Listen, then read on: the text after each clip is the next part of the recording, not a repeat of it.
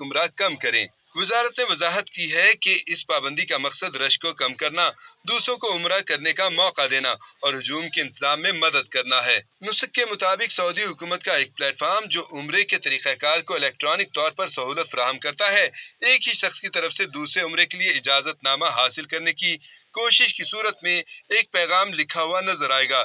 Permit کا اجرا ناکام۔ حرمین شریفین انتظامیہ کا کہنا ہے کہ رمضان المبارک کے پہلے ہفتے میں مسجد نبوی صلی اللہ علیہ وآلہ وسلم میں آنے والے زائرین کی تعداد 50 لاکھ سے تجاوز کر گئی ہے، جنہیں سہولیات فراہم کرنے کے حوالے سے مختلف اقدامات بھی کیے گئے۔ دوسری طرف مسجد الحرام میں اعتکاف کے لیے رجسٹریشن کا آغاز کر دیا گیا۔ ادارہ امور حرمین شریفین کی جانب سے جاری بیان کے حوالے سے مزید کہا گیا ہے کہ مسجد الحرام میں اعتکاف میں بیٹھنے کے خواہش مند پورٹل پر اپنے کوائف رجسٹر کروا سکتے ہیں۔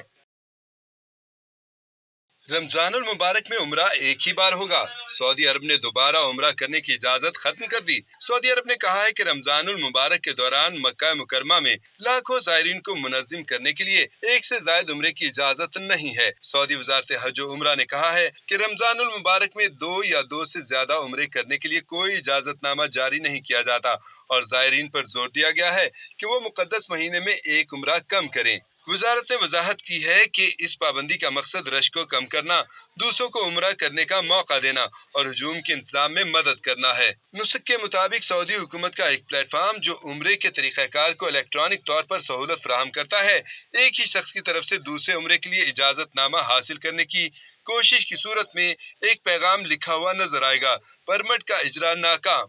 حرمین شریفین انتظامیہ کا کہنا ہے کہ رمضان المبارک کے پہلے ہفتے میں مسجد نبوی صلی اللہ علیہ وآلہ وسلم میں آنے والے زائرین کی تعداد 50 لاکھ سے تجاوز کر گئی ہے، جنہیں سہولیات فراہم کرنے کے حوالے سے مختلف اقدامات بھی کیے گئے۔